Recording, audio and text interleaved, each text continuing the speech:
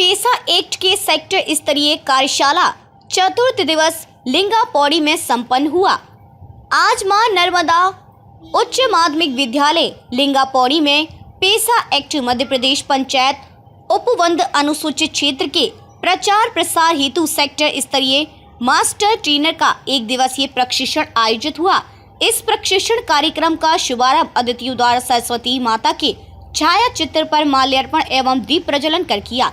प्रशिक्षण कार्यक्रम के उद्घाटन अवसर पर परंपरागत जड़ी बूटी अनुसंधान एवं वैकल्पिक विकास परिषद के अध्यक्ष डॉक्टर गजेंद्र गुप्ता जी, पांडी पंचायत के सरपंच महोदय श्री नितिन टेकाम, विकास खंड समन्वयक श्री संतोष झारिया, परामर्शदाता श्री संतोष रजक, आशीष नामदेव, श्रीमती दीपा श्रीवास आदि उपस्थित रहे। डॉक्टर गजेंद्र गुप्ता महोदय जी ने कार्यशाला उद्घाटन के अवसर पर बताया कि मध्य प्रदेश में भगवान बिरसा मुंडा के जन्म दिवस के अवसर पर प्रदेश में पंचायत उपवंद अनुसूचित क्षेत्रों पर विस्तार नियम 2022 यानी पेशा एक्ट के प्रावधान लागू कर दिया गया।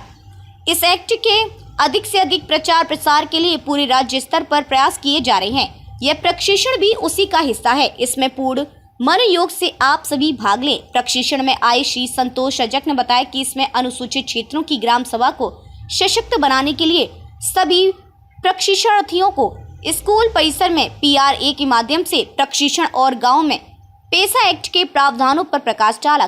कार्यक्रम के समापन अवसर पर श्री धर्मराज परिहार, विकास खंड समन्वयक श्री संतोष झारिया जी, डॉक्टर गजेंद्र गुप्ता एवं परामर्शदाताओं ने प्रशिक्षण प्रमाण पत्र वितरित किया। मंडला से रीड न्यूज के लिए प्रहलाद साहू की रिपोर्ट। और परिहार जी, हम आपसे ये पूछना चाहते हैं कि आज जो 65 एक्ट की जो जिस प्रकार की ट्रेनिंग जन अभियान परिषद के द्वारा आयोजित की गई, उससे समाज में कैसा संदेश आएगा और किस प्रकार से आगे यह कार्यक्रम आगे बढ़ेगा, उसके बारे में आप कुछ बताएं। जन अभियान टीम ने जो पेसा एक्ट को लेकर के सरकार की मंशा अनुरूप ये कार्यक्रम किया है, इससे समाज में बहुत अच्छा असर आएगा। जो भ्रांतियाँ थी मन में ग्रामीणों की, ग्राम पंचायत सचिवों की, सरपंचों की, ग्रामवासियों की कि पेसा एक्ट है क्या, इसको ज़मीन पर कैसे उतारा जाए, कितनी सत्यता है इसमें। जो अधिनियम सरकार ने बनाया है, इस अधिनियम को पूरी ताकत के साथ सशक्त करना, ग्राम पंचायतों को अधिकार देना, इस विषय में जन अभियान परिषद ने एक अच्छा प्रयास किया है और इससे लगातार ग्रामीणों को बीच में जागरूकता आएगी। इससे बहुत अच्छा प्रभाव है। आने वाले समय में क्या आप इस पक्ष में हैं कि ये ट्रेनिंग को और निचले स्तर तक ले जाकर की जा सके? इस संबंध में आप क्या कहना चाहेंगे? जी हाँ, बिल्कुल। आने वाले समय में जैसे आज हम सेक्टर वाइज कर रहे हैं, उसमें हम पहले जनपद वाइज, जिला वाइज, अब सेक्टर वाइज कर रहे हैं। इसके बाद हमें हर ग्राम पंचायतों में, हर कस्बों में, हर मोहल्लों में ये जागरूकता अभियान पेसा एक्ट को लेकर के निरंतर करते रहना चाहिए। चलिए, धन्यवाद।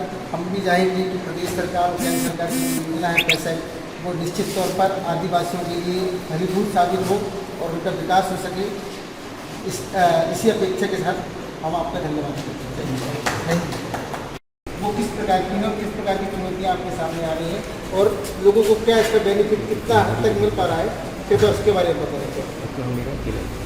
जैसा कि अभी 15 नवंबर 2022 से पेसा अधिनियम लागू हुआ है, उसके बाद हम लोग ग्राम पंचायतों में जो पेसा एक्ट अधिनियम के तहत जो भी जानकारियाँ या राजपत्र शासन से जारी हुए हैं, उसके संबंध में ग्राम सभा आयोजित कर लोगों को उसकी जानकारियाँ दे रहे हैं।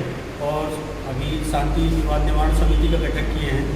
ग्राम सभा निधि संचालन के लिए सदस्यों का चयन कर उनके खाते खुलवाए गए हैं। जैसा कि शासन के निर्देश है कि भाई ग्राम सभा निधि में जो भी ग्राम सभाएं हैं उनके लिए राशियां आएंगी और उनका जो भी उपयोग है वो ग्राम सभा के जो सदस्य हैं, चयनित सदस्य, उनके माध्यम से वो राशि का उपयोग उनकी जो मूलभूत आवश्यकताएं हैं या उनको जो भी कार्य कराने हैं उन पे वो पैसों को खर्च किया जाएगा। जहाँ तक पेसा एक्ट अधिनियम आने के बाद है तो ये भविष्य में इसके बहुत अच्छे परिणाम आएंगे, क्योंकि लोगों को जब ये जानकारी पता चलेगी, उनको अपने अधिकार का ज्ञान होगा कि हमारे आसपास जो जल जंगल ज़मीन है, इन पे हमारा अधिकार और हमारे निर्णय के आधार पे इन पे कोई भी कार्य किए जाने हैं। तो जब उनको ये विश्वास होगा और उनके लिए गए निर्णय पे जब कोई कार्य होगा तो ये उनको अच्छा लगेगा और कहना चाहिए कि इसके अच्छे सुखद परिणाम भविष्य में आएंगे। आज के प्रशिक्षण से आपको क्या कुछ समझ में आता है कि लोगों को कितनी जागरूकता आई होगी?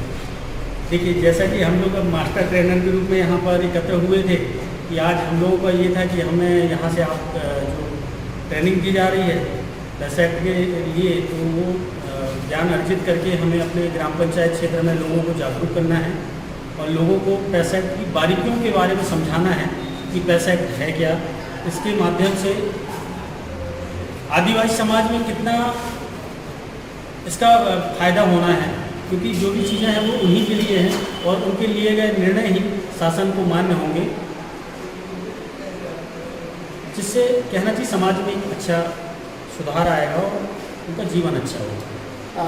क्या आपको लगता है कि आने वाले समय में ग्रामीण क्षेत्र में भी इस प्रकार की ट्रेनिंग और आयोजित की जानी चाहिए, जिससे कि जागरूकता और निचले स्तर तक पहुंच सके? बिल्कुल, ग्राम पंचायत क्षेत्र में जहाँ तक कि जैसे कि हमने शांति विवाद निवारण समिति बनाया हुआ है या ग्राम सभा अध्यक्ष बनाए हुए हैं, ग्राम सभानिधि के सदस्य बनाए हुए हैं, तो अभी वो सब बने हुए हैं और जहाँ तक हम लोगों को